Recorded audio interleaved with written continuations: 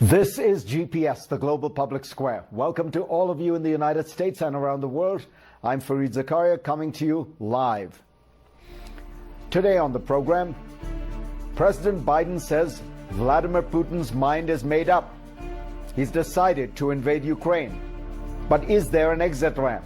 If not, what can we expect and when?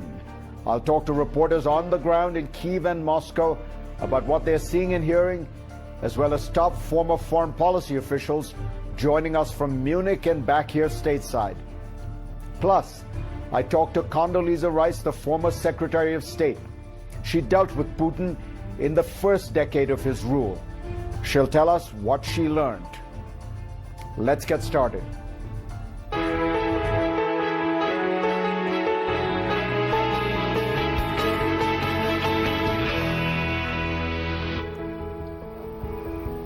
I'll bring you my take later in the show, but first let me set the scene for you. Russia is now believed to have well north of 150,000 troops arrayed around Ukraine, surrounding it on three sides: Belarus to the north, Russia to the east, and Crimea and Moldova to the south. Meanwhile, yesterday, Putin and his Belarusian counterpart oversaw nuclear drills, tests of ballistic and cruise missiles. Also, yesterday, Ukraine's president gave a speech criticizing the West for not doing enough to help his nation. So I want to understand what is happening in the Ukrainian and Russian capitals. CNN's chief international correspondent, Clarissa Ward, joins us from Kyiv, and CNN international diplomatic editor Nick Robertson is here with us, is with us from Moscow. My apologies. Nick, let me ask you, what does the state of play look like? We all understand that there is a military escalation, but in diplomatic terms, what are the flurry of proposals and counter-proposals telling us? Is there a growing diplomatic gap? Does it seem that people are worried that gap is unbridgeable?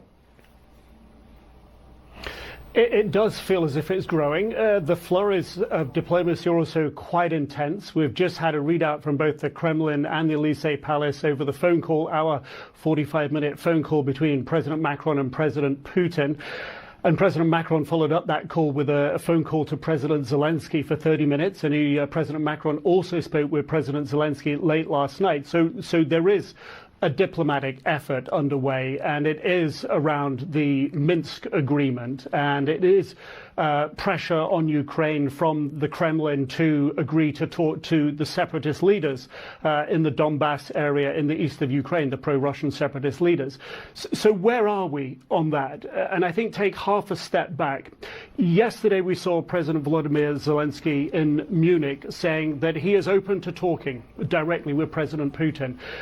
He's been saying that for some time, and President Putin hasn't been taking him up on that offer.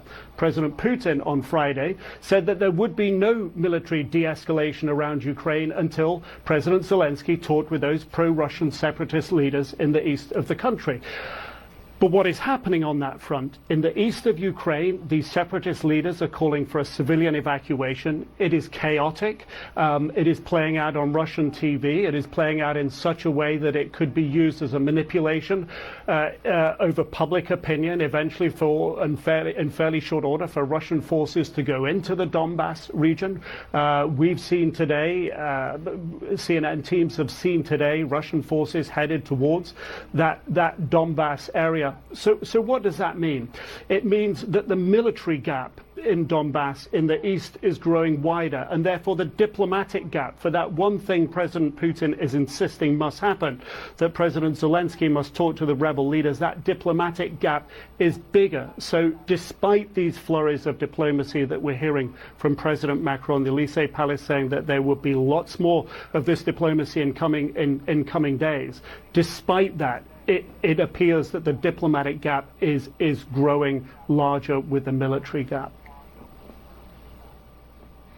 Clarissa, what does it look like in Kyiv? Is it a city that appears to be readying itself for an assault? Joe Biden says that is the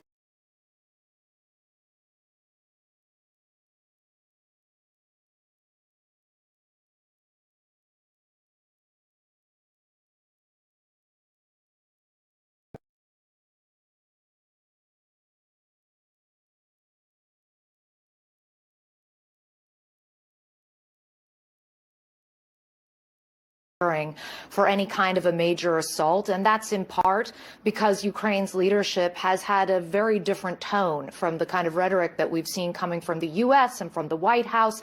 They say that they see the U.S. as intelligence, they don't dispute the U.S. as intelligence, but there's a matter of difference in terms of the interpretation of it. They don't believe that an all-out invasion is indeed imminent. Now, having said that, there are very real concerns here about what is going on in the east of the country, along those front lines with Donbass, with the pro-Russian separatists. We have seen a high amount of ceasefire violations. Yesterday, Saturday, was the highest amount that we have seen in some years, at least 3 years, I believe. We had a CNN team who was out with the interior minister. They came under heavy and sustained artillery fire. They were forced to take shelter, and they were pinned down for some time before quickly evacuating the area. And we've also seen civilian structures getting hit and shelling happening further back from that front line. So there's a real concern on the ground here that could quickly escalate out of control. And when, you heard Nick talking about the Minsk agreements,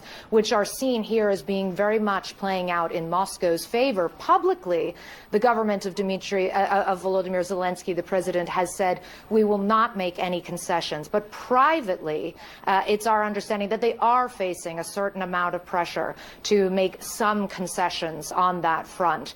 Remains to be seen how that will play out. As you mentioned, the tone that we see publicly from the president is far more strident, and we heard him yesterday again in Munich saying, listen, if your intelligence really does tell you that this is happening, why aren't those sanctions already being levied? Why aren't those heavier, sophisticated weapons already being given to us? And if the intelligence isn't as decisive as you claim it is, then please stop using this type of language, because it's panicking the Ukrainian people, it's destabilizing Ukraine's economy, and that, of course, plays exactly into President Putin's playbook. Fareed.